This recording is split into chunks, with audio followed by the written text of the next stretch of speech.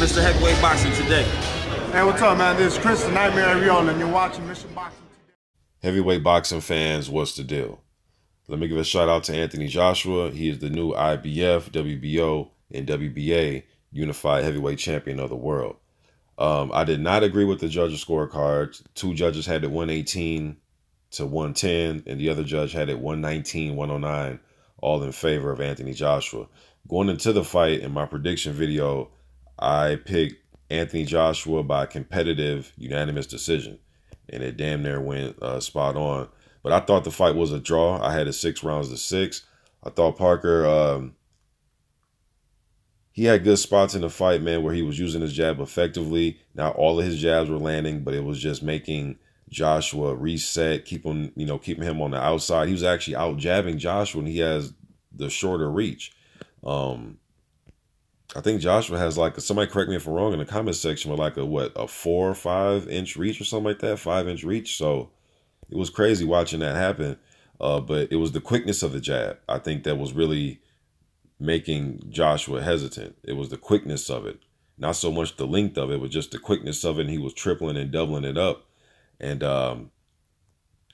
it was making Joshua second guess a little bit as far as just walking in.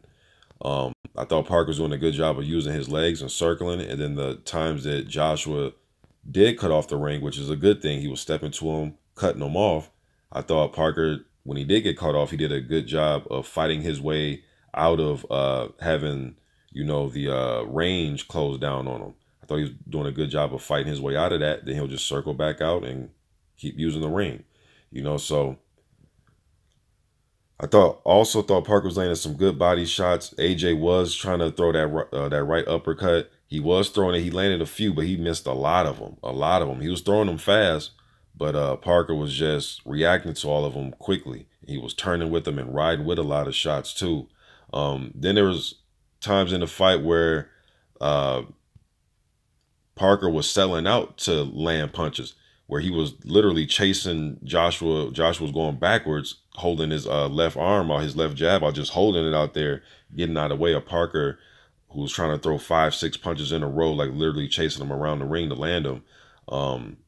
That, is not the most effective way to try to land shots like that. But you could tell Parker was trying to sell out, at least in those moments, to land. Joshua landed some good shots. Parker took them. Parker was landing some good shots. Joshua took them. I mean, it was just a competitive fight all around. Only watched the fight one time, watched it live. And there were times in the fights where I missed 20 seconds here, 15 seconds there, 5 seconds here. But I thought, from what I've seen, it was a draw. I did not see those wide scorecards at all. After the fight, Joshua called out Wilder. That's a good thing. Let's just get that fight made. Let's just get it made. I know Dillian White's trying to call out Deontay Wilder. Yeah, okay, cool. But that's, we want the undisputed fight. So Joshua said he wanted. He also called out Tyson Fury. He said Wilder or Fury. I think the Wilder fights is more realistic, being that Fury, I know he's shedding weight on Instagram. I see him shedding weight. He's back in the gym. But then for him, it comes down to, so when is he going to fight exactly? And I'm sure he's going to need a tune-up fight. How long do we have to wait for that? Is this something that's, he gets 2 tune-up fights in a row within the next 6 months or something, and then we set it, set it up 8 months from now or something like that? Or is this, how long we have to wait for Tyson Fury, whereas Wilder is ready now? And to me, the Fury fight will always be there because it's a good domestic fight. Whereas Wilder and AJ, they're both undefeated. It's for undisputed. It's just a different feel and flavor to that fight. Whereas I think Joshua and Fury will be a good fight, whether both guys have a loss on their record or not. It's just going to be one of those, those hometown fights, man, where it's going to be a grudge match, no matter who has lost before or who, it's always a fight that's going to be appealing, especially in the UK. All right, so let's get the Wilder thing taken care of. So they need to just go behind closed doors, leave social media out of it. I know as fans, we like to know what's going on, but just get the fight done. Whoever gets what percentage, just whatever, man. A side, B side, just whatever. Get the fight done. Let's get it made. We need to get that fight made. We really need to get that fight made. Joshua has said it. Wilder has said it, so let's try to get it done. I know the other day, Wilder's on the Boxing Voice. Shout out to the Boxing Voice. He was talking about possibly fighting somebody in the WBC top 15 or top 10 or whatever. So I wouldn't want to see that route. Right now, I just want to see the Joshua fight. That's the fight I want to see. Now, that was before Joshua just called him out in the ring. You know, that was yesterday when he said that. So now his thought process may be different. I'm talking about Wilder. You know, so let's get this Wilder and AJ thing going.